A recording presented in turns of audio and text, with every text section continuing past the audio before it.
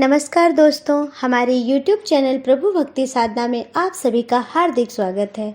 दोस्तों, सर्वप्रथम आप सभी को कार्तिक माह के कृष्ण पक्ष की रमा एकादशी की हार्दिक शुभकामनाएं, जो कि इस साल 9 नवंबर को पड़ रही है। तो आइए दोस्तों, कथा प्रारंभ करते हैं। धर्मराज युधिष्ठिर कहने लगे कि हे भगवान, कार्तिक कृष्ण एकादशी का क्या नाम है, इसकी विधि क्या है, इसके करने से क्या फल मिलता है, सो आप विस्तार पूर्वक बताइए। भगवान श्री कृष्ण बोले, कार्तिक कृष्ण पक्ष की एकादशी का नाम रमा एकादशी है। यह बड़े बड़े पापों का नाश करने वाली है। इसका महात्म्य मैं तुमसे सुनाता हूँ, उसे ध्यान पूर्वक सुनो। हे राजन, प्राचीन काल में मुचकुंद नाम का एक राजा था। उसकी इंद्र के साथ मित्रता थी और साथ ही यम, कुबेर, वरुण और विभीषण भी उसके मित्र थे। यह राजा बड़ा धर्मात्मा, विष्णु भक्त और न्याय के साथ राज करता था। उस राजा की एक कन्या थी जिसका नाम चंद्रभागा था। उस कन्या का विवाह चंद्रसेन के पुत्र शोभन के साथ हुआ। एक समय वह शोभन ससुराल आया। उन्हीं दिनों जल्द ही पुण्यदायिनी रमा एकादशी भी आने वाली थी। जब व्रत का दिन समीप आ गया तो चंद्रभागा के मन में अत्यंत सोच उत्पन्न हुआ कि मेरे पति अत्यंत दुर्बल हैं और मेरे पिता की आज्ञा अति कठोर है। दशमी को राजा ने ढोल बजवाकर सारे राज्य में यह घोषणा करा दी कि एकादशी के दिन कोई भी भोजन नहीं करेगा। ढोल की घोषणा सुनते ही शोभन को अत्यंत चिंता हुई और अपनी पत्नी से कहा कि हे प्रिय, अब क्या करना चाहिए? मैं किसी भी प्रकार से भूख सहन नहीं कर सकूंगा। ऐसा उपाय बतलाओ जिससे मेरे प्राण बच सकें, अन्यथा मेरे प्राण अवश्य चले जाएंगे। चंद्रभागा कहने लगी कि हे स्वामी, मेरे पिता के राज्य में एकादशी के दिन कोई भी भोजन नहीं करता। हाथी, घोड़ा, ऊंट, बिल्ली, गौ आदि तृण, अन्न, जल आदि ग्रहण नहीं कर सकते हैं। फिर मनुष्य का तो कहना ही क्या। यदि आप भोजन करना चाहते हैं तो किसी दूसरे स्थान पर चले जाइए, क्योंकि यदि आप यहीं रहना चाहते हैं तो आपको अवश्य व्रत करना पड़ेगा। ऐसा सुनकर शोभन कहने लगा कि हे प्रिय, मैं अवश्य व्रत करूंगा। जो भाग्य में होगा वह देखा जाएगा। इस प्रकार से विचार कर शोभन ने व्रत रख लिया और वह भूख व प्यास से अत्यंत पीड़ित होने लगा। जब सूर्य नारायण अस्त हो गए और रात्रि को जागरण का समय आया, जो वैष्णवों को अत्यंत हर्ष देने वाला था, परंतु शोभन के लिए अत्यंत दुखदायी हुआ। प्रातः काल होते ही शोभन के प्राण निकल गए। तब राजा ने सुगंधित काष्ठ से उसका दाह संस्कार करवाया, परंतु चंद्रभागा ने अपने पिता की आज्ञा से अपने शरीर को दग्ध नहीं किया और शोभन की अंत्येष्टि क्रिया के बाद अपने पिता के घर में ही रहने लगी। रमा एकादशी के प्रभाव से शोभन को मंदराचल पर्वत पर धन धान्य से युक्त तथा शत्रुओं से रहित एक सुंदर देवपुर प्राप्त हुआ।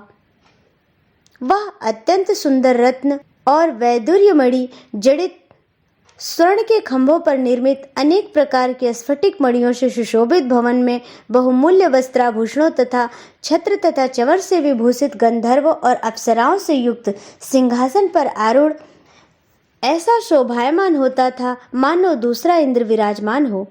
एक समय मुचकुंद नगर में रहने वाले एक सोम शर्मा नामक ब्राह्मण तीर्थ यात्रा करता हुआ घूमता घूमता उधर से निकला और उसने शोभन को पहचान लिया कि यह तो राजा का जमाई शोभन है।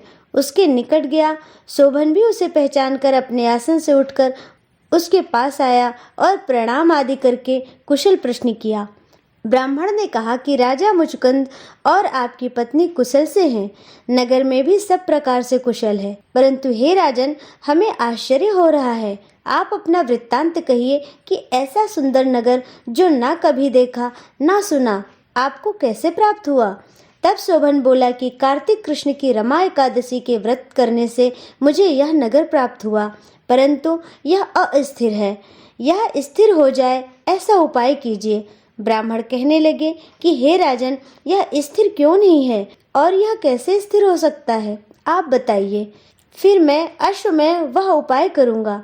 मेरी इस बात को आप मिथ्या न समझिए। शोभन ने कहा कि मैंने इस व्रत को श्रद्धा रहित होकर किया, अतः यह सब कुछ अस्थिर है। यदि आप मुचकुंद की कन्या चंद्रभागा को यह सब वृत्तांत कहें तो यह स्थिर हो सकता है। ऐसा सुनकर वह श्रेष्ठ ब्राह्मण अपने नगर लौटकर चंद्रभागा से सब वृत्तांत कह सुनाया। ब्राह्मण के वचन सुनकर चंद्रभागा बड़ी प्रसन्नता से ब्राह्मण से कहने लगी कि हे ब्राह्मण, यह सब बातें आपने प्रत्यक्ष देखी है या स्वप्न की बातें कर रहे हैं? ब्राह्मण कहने लगा कि हे पुत्री, मैंने महावन में तुम्हारे पति को प्रत्यक्ष देखा है, साथ ही किसी से विजय ना हो ऐसा देवताओं के नगर के समान उनका नगर भी देखा है। उन्होंने यह भी कहा है कि यह स्थिर नहीं है, जिस प्रकार वह स्थिर रह सके सो उपाय करना चाहिए। चंद्रभागा कहने लगी कि हे विप्र, तुम मुझे वहां ले चलो। मुझे पतिदेव के दर्शन की तीव्र लालसा है। मैं अपने किए हुए पुण्य से उस नगर को स्थिर कर दूंगी। आप ऐसा कार्य कीजिए जिससे हमारा उनका संयोग हो सके, क्योंकि वियोगी को मिला देना महान पुण्य है। सोम शर्मा यह बात सुनकर चंद्रभागा को लेकर मंदराचल पर्वत के समीप वामदेव ऋषि के आश्रम पर गए। वामदेव जी ने सारी बात सुनकर वेद मंत्रों के उच्चारण से चंद्रभागा का अभिषेक कर दिया। तब ऋषि के मंत्र के प्रभाव और एकादशी के व्रत से चंद्रभागा का शरीर दिव्य हो गया और वह दिव्य गति को प्राप्त हुई। इसके बाद बड़ी प्रसन्नता के साथ अपने पति के निकट गई। अपनी प्रिय पत्नी को आते देखकर शोभन अति प्रसन्न हुआ और उसे बुलाकर अपने बाईं तरफ बिठा लिया। चंद्रभागा कहने लगी कि हे प्राणनाथ, आप मेरे पुण्य को ग्रहण कीजिए। अपने पिता के घर जब मैं 8 वर्ष की थी तब से विधि पूर्वक एकादशी के व्रत को श्रद्धा पूर्वक करती आ रही हूँ। इस पुण्य के प्रताप से आपका यह नगर स्थिर हो जाएगा तथा समस्त कर्मों से युक्त होकर प्रलय के अंत तक रहेगा। इस प्रकार चंद्रभागा ने दिव्य आभूषणों और वस्त्रों से सुसज्जित होकर अपने पति के साथ आनंद पूर्वक रहने लगी। सो हे राजन, यह मैंने रमा एकादशी का व्रत आपसे कहा है। जो मनुष्य इस व्रत को करते हैं उनके ब्रह्म हत्यादि समस्त पाप नष्ट हो जाते हैं। कृष्ण पक्ष और शुक्ल पक्ष दोनों ही एकादशियां समान हैं, इनमें कोई भेदभाव नहीं है, दोनों समान फल देती हैं।